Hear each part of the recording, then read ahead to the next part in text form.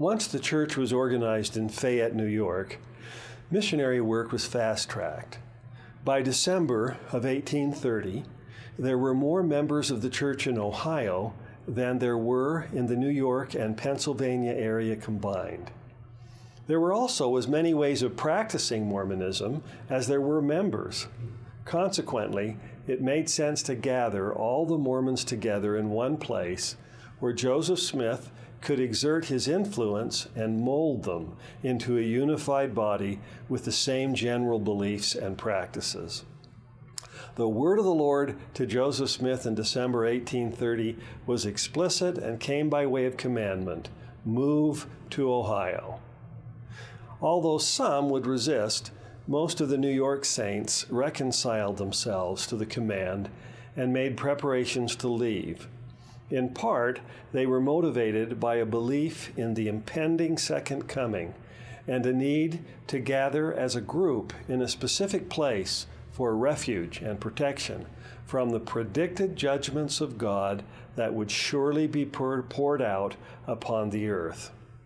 The move to Ohio also reflected Joseph's desire to follow the Savior's economic teachings about all of God's people living in a society where they held all of their possessions in common with each other. In the fall of 1830, he had received the Book of Enoch, 110 verses in the Book of Moses, which described the ancient prophet Enoch's utopian society. It was Joseph's conviction that a similar social order had to be established. The move to Ohio would facilitate this vision. With these factors in mind, the big question for the saints in Ohio was, how do we live together and build Zion now that we have gathered? Not surprisingly, the first order of business was to establish the law of consecration that required its participants to deed over to the church all ownership rights to their personal property and possessions, even such items as their silverware and the clothing off their backs. The bishop would then lease back what each family or person needed.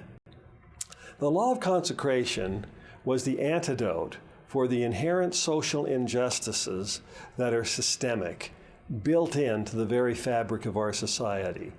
Social structures that make it possible for some to succeed while at the same time creating a situation where others remain in servitude.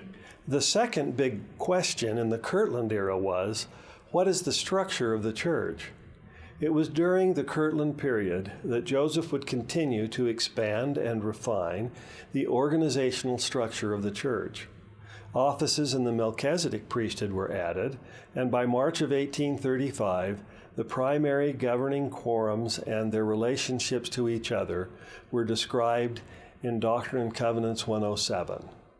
The role of Joseph and Oliver as the sole administrative heads of the church lessened and were replaced by governing boards, priesthood quorums, the first presidency, the quorum of the 12, the 70, and local stake presidencies and high councils. Instead of the people looking to Joseph to make all of the decisions, the people began to look to local leadership as well for inspiration, revelation, and instructions. A lay ministry was firmly established.